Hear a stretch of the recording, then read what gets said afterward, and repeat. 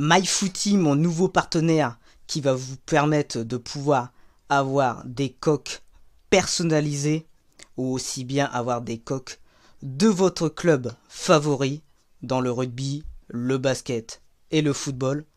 Profitez d'une réduction de 10% grâce à mon code KEKE02, le lien dans la description. Eh bien, salut à tous, c'est Kevin, j'espère que vous allez tous très bien. En tout cas, moi, ça va nickel. Aujourd'hui, nouvelle vidéo et eSport vient de nous annoncer les 11 nouvelles icônes qui vont intégrer la nouvelle franchise pour le prochain FIFA, les amis. Et je suis très heureux en tout cas de pouvoir vous les présenter si vous n'avez pas eu l'occasion de suivre l'actualité FIFA 21. On va parler tout simplement de ces nouvelles icônes, de leurs histoires, de ce qu'ils ont fait quand même dans leur carrière. On va parler un petit peu s'ils vont être utilisables sur FUT ou pas, en tout cas de ce que je pense. Est-ce que je vais aussi jouer avec? Est-ce que vous allez jouer avec? Ça, vous n'hésiterez pas à me le dire dans les commentaires de cette vidéo. On va commencer directement par les 11 nouvelles icônes. Forcément, vous savez déjà, si vous avez suivi l'actualité, que Eric Cantona a été la première icône qui a été annoncée notamment dans ce nouveau FIFA. Donc comme il est indiqué, d'une roi à une icône, Eric Cantona était un joueur qui a marqué l'histoire à chaque fois qu'il est entré sur un terrain. Talent élégant, rusé et non conformiste, avec une volonté de compétition féroce. Son approche du jeu était totalement unique en Angleterre, 4 titres de Première Ligue, 2 FA Cup, des moments plus grands que nature et 73 buts. Plus tard, son impact se fait encore sentir aujourd'hui à Manchester et au-delà. Tout salue le roi Eric. C'est vrai qu'à Manchester, il est appelé notamment le King. Donc voilà, c'est quand même un palmarès énorme aussi, Eric Cantona. Il a fait quand même une grande carrière. Il est passé notamment par l'Olympique de Marseille, pour ceux qui sont supporters de l'OM, bien évidemment, vous le savez. Champion avec l'OM quand même de 89. En 1989 et 1991 notamment. C'est un joueur quand même qui fait 1m88 notamment. Il est passé donc forcément la grande partie de sa carrière à Manchester United, où il a fait quand même 188 matchs pour 82 buts marqués quand même, ce qui est quand même colossal. En total, il a quand même marqué notamment 165 buts dans sa carrière. Est-ce que sur FUT il va être intéressant? Ça c'est à voir. Je suis pas sûr. Je suis pas sûr qu'ils soient intéressants. Si on prend, moi je vais vous prendre par rapport à la méthode de FIFA 20. Si la méthode FIFA 20 c'est la méthode FIFA 21, j'ai peur quand même qu'Eric Cantona soit pas très utilisé. En tout cas, est-ce que moi je vais l'utiliser? Ça dépendra de ses stats. Mais s'il n'est pas méthode, je vais pas jouer avec. Donc je ne vais pas vous le cacher. Donc pas certain que je joue en tout cas avec lui. Maintenant, on va passer aux 10 autres. Peut-être si vous les connaissez pas. Et notamment une qui a été annoncée il y a quelques jours. L'arrivée de Petr Cech, les amis. Arrivée de cette nouvelle icône, Petr Cech, notamment le fameux gardien avec son casque, forcément parce que ça c'est une chose qu'on va revenir dessus dans sa carrière, parce que ça a été quand même quelque chose de marquant pour lui notamment. Donc du coup, l'incroyable cohérence de Petr Cech entre les bâtons a permis à Chelsea de remporter 4 titres de Première Ligue, 4 FA Cup et un trophée de l'UEFA Champions League. Cech était réputé pour sa concentration, son leadership, et il avait toujours un peu de magie dans ses gants. Pour la bonne occasion, il n'est pas surprenant qu'il détient le record du plus grand nombre de draps propres de l'histoire de la Première Ligue. Donc c'est vrai que Petr Cech, notamment, si vous connaissez, il est quand même passé en France, c'était à noter quand même, notamment pour les Bretons, les supporters rennais, il est quand même passé par Rennes, il faut pas l'oublier non plus. Et notamment un moment quand même qui est marquant dans sa carrière, c'est ce fameux match en 2006 contre Reading, où à la première minute de jeu, il se fracture le crâne, ce qui le comporte, je crois, 3 ou 4 mois d'arrêt, quelque chose comme ça en 2006. Et du coup, il revient début 2007 pour un match, avec ce fameux casque qu'on connaît maintenant notamment, dans toute sa carrière, où il va porter après le reste de toute sa carrière ce fameux casque pour éviter que la blessure s'aggrave plus, et surtout pour sa santé vitale. C'est un gardien quand même qui fait quand même, c'est important de le dire, 1m96. Donc pour nous joueurs de FUT, un gardien c'est quand même important qu'il soit très grand. Après, est-ce qu'il va être utilisable sur FUT? Je pense que oui. Après, c'est un poste particulier, gardien de but. Ça, j'attendrai les retours dessus sur lui, quoi. Est-ce qu'il sera aussi fort, par exemple, qu'un Van der Sar, notamment en icône, qui est lui, quand même, je trouve, est le meilleur gardien, pardon, icône de FIFA 20. Est-ce que ça sera l'un des meilleurs gardiens icône, par exemple, de FIFA 21? Ça, c'est à voir. En tout cas, peut-être que ça sera un joueur que j'utiliserai. Est-ce que vous l'utiliserez? N'hésitez pas à me le dire dans les commentaires de cette vidéo. On va passer à un autre joueur maintenant. Ashley Cole. Ashley Cole, le latéral gauche anglais, hein. Forcément connu notamment aussi, qui est passé par Arsenal et Chelsea. Après avoir fait partie des invincibles records, Ashley Cole a traversé la rivière pour poursuivre sa carrière légendaire, connue pour ses bombardements et sa contribution à l'attaque à ses débuts. Il devient plus tard plus diligent et tactique. Cole a excellé des deux côtés du match, c'est pourquoi il a joué 107 fois pour l'Angleterre, devenant l'arrière latéral le plus capé de l'histoire anglaise, se méritant une prétention d'être le plus grand de la nation. C'est un joueur qui fait 1m76, ça bon après c'est un latéral, donc ça c'est pas très grave pour nous, on verra comment est la méta aussi de FIFA 21. Il a 2 titres de champion en tout cas à Arsenal, et un titre de champion, une LDC et une Ligue Europa avec notamment les Blues. Donc voilà, c'était tout un petit peu ce que j'avais à dire sur ce joueur. Moi j'ai pas grand chose à dire dessus sur lui, en particulier sur sa carrière. Après, est-ce que je vais l'utiliser? Je pense quand même c'est un joueur quand même qui allait quand même assez rapidement. C'était un bon défenseur. Je pense qu'il peut avoir des bonnes stats quand même sur FUT. Ça pourrait être un joueur que je puisse utiliser. Un peu à la Roberto Carlos peut-être. Ah, et là maintenant les amis.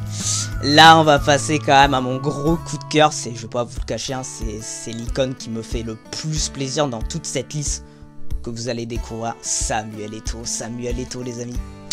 Ah là, Samuel Eto'o, vous l'avez tous connu, hein, on va pas se le cacher les amis.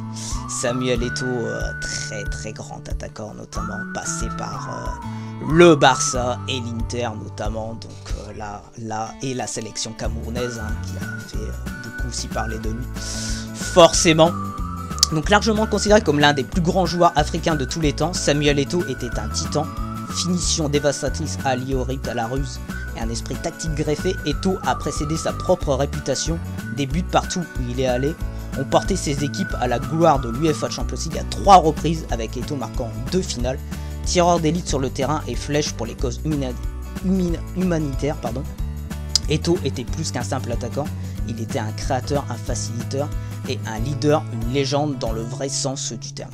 C'est vrai que tout ce qui est dit quand même représente quand même ce joueur. C'est le joueur, je pense, que j'ai un petit peu le plus de choses à dire notamment.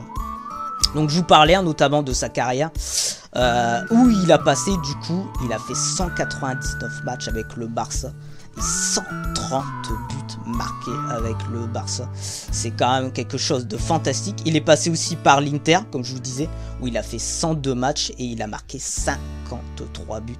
Notamment, il est passé bien sûr par cette sélection forcément camerounaise, vous savez.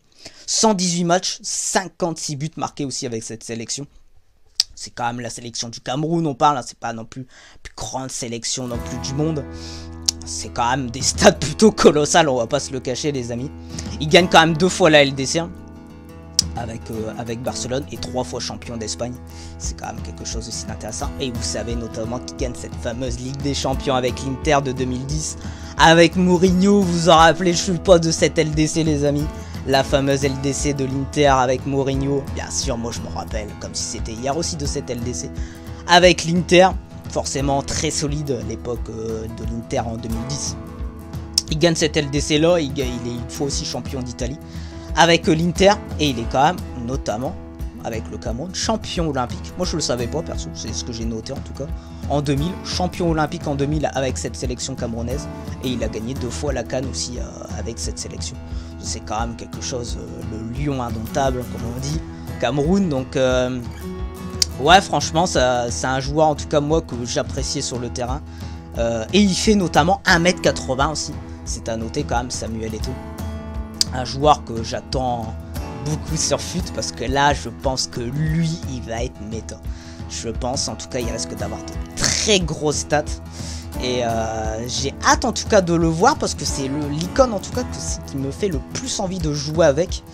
Je pense que c'est un joueur en tout cas que je vais utiliser, ça c'est quasiment sûr et certain. Je vais le tester au moins une fois, ça c'est sûr. Après, ça dépendra s'il est méta ou pas, si je continuerai à jouer plus de matchs avec lui ou pas. Mais je pense quand même c'est un joueur qui va être très grosse finition et surtout qui va avoir beaucoup de vitesse. Donc c'est un joueur que je vais utiliser. Est-ce que toi tu vas l'utiliser? Surtout, n'hésite pas aussi à me le dire dans les commentaires. Mais très heureux en tout cas de le voir rejoindre la franchise de FIFA 21 en icône sur FUT. Voilà, très heureux en tout cas de le voir. Une icône aussi qui me fait plaisir les amis. Qui a joué notamment au poste de latéral droit, mais ça on en parlera aussi des postes parce qu'il a eu un changement à un moment dans sa carrière. Philipp Lahm, voilà, donc Philipp Lahm qui est un footballeur allemand, vous le savez, un footballeur cohérent et techniquement complet. Le nom de Philipp Lahm est associé à l'excellence, à la polyvalence tactique, qu'elle soit déployée dans son rôle natif d'arrière, latéral ou poussée plus loin au milieu de terrain. La diligence, le courage et la grâce de Lahm ont fait de lui un concurrent qui lui a montré l'exemple. Plus de 20 titres en carrière, dont la Coupe du Monde de football et la Ligue des Champions de l'UEFA, font de Lahm un joueur qui sera étudié pendant des années. Il a été quand même 8 fois champion d'Allemagne avec le Bayern, c'est quand même colossal quand même. Après c'est vrai que le Bayern quand même dévore tout sur son passage, hein, voilà, on va pas se le cacher.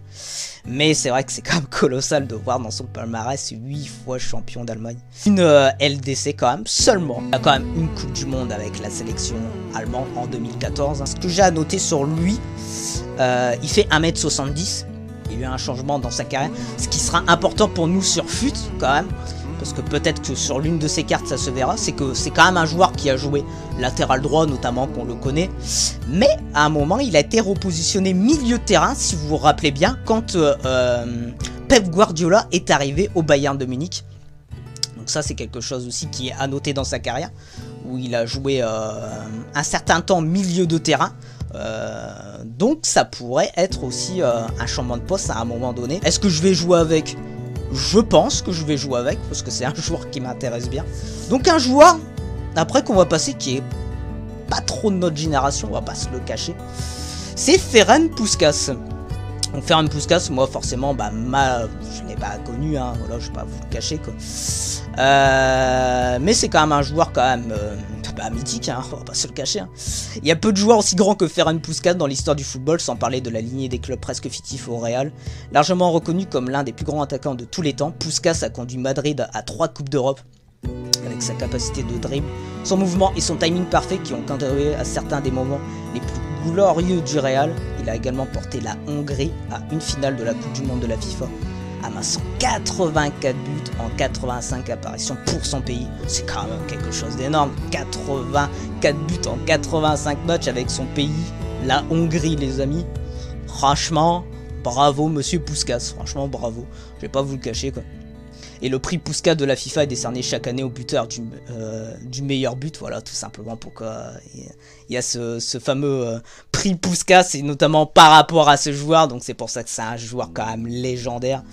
Vous ne pouvez qu'imaginer à quoi ressemblaient les objectifs de l'homme dont il porte le nom. Il a notamment joué au Real de Madrid, où il a passé quand même grand temps là-bas, 262 matchs, 242 buts marqués, c'est quand même des stats colossales quand même. C'est pour ça que c'est un joueur légendaire, c'est quand tu vois ses stats avec la Hongrie, avec le Real de Madrid, c'est quand même quelque chose de fantastique quand même. Même moi je suis impressionné de ses stats, et c'est vrai qu'on l'a pas connu puisqu'il a joué de 1958 à 1967. C'est un joueur en tout cas qui fait 1m72, notamment, donc en Hongrie, ça je vous ai donné ses stats, et il a eu 5 titres avec le Real, et aussi le fameux titre olympique, du coup avec cette sélection hongroise. Maintenant on va passer les amis, avant de passer, Bastian Schweinsteiger les amis.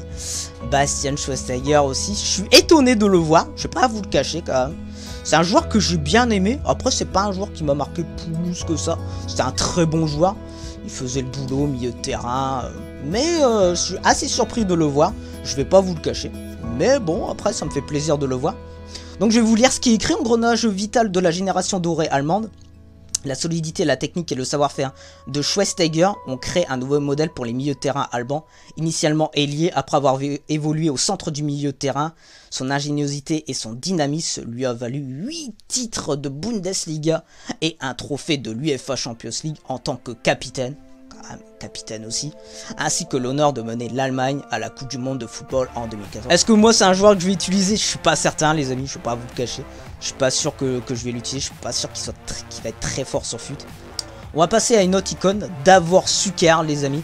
Alors c'est pareil, hein, une icône, c'est les deux icônes, on va dire, avec Puskas. Bon, Puskas quand même de nom nous a marqué, hein, forcément. Suker, je le connais quand même, pareil, beaucoup moins. Voilà, mais c'est un joueur qui a joué jusqu'en 2003, il me semble. Notamment, je vais vous lire ce qui est écrit. La Croatie produit de nombreux stars, mais Davor Suker est peut-être la plus emblématique de toutes. Après avoir arraché des arbres à Séville, il avait déménagé au Real et s'enferme positionné comme l'un des meilleurs attaquants de sa génération. Renvoyé à Los Blancos à un doublé en championnat et en UEFA Champions League lors de la saison 97-98, Suker a également renvoyé la Croatie aux demi-finales de la Coupe du Monde de la FIFA en 98, remportant le soulier d'or.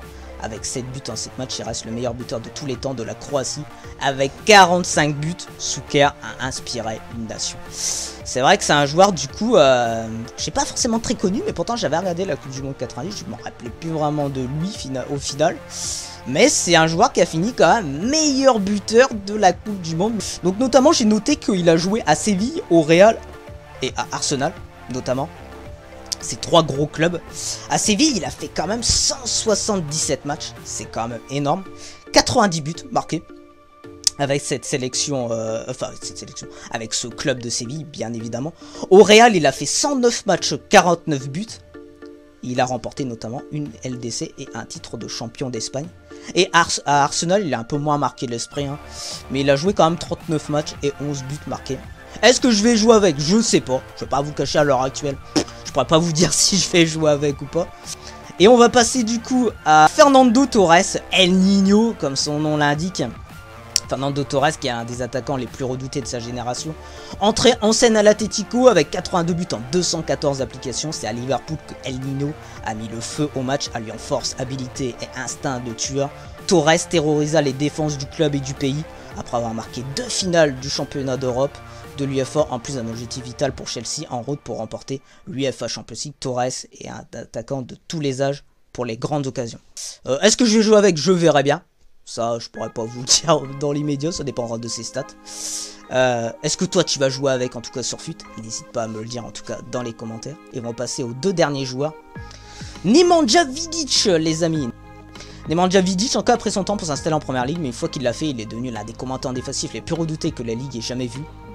Un défenseur typique qui aimait prendre de l'avance sur l'attaquant, utilisant une combinaison de courage, de ruse et d'équilibre tactique pour piéger toutes les menaces. Forma un partenariat légendaire avec son compatriote icône Rio Ferdinand. Eh oui, bien évidemment, il était défenseur avec Rio Ferdinand. On pourra reformer cette défense, Rio Ferdinand Vidic. C'est fantastique ça aussi les amis. L'engagement en tout cas de Vidic dans l'équipe, l'esprit guerrier et la technique sonore ont conduit à plus de 15 honneurs dans une carrière étincelante. C'est quand même quelque chose de pouvoir reformer cette charnière mythique de Manchester United, Vidic Ferdinand. Ça aussi c'est quand même, ça me fait super plaisir aussi.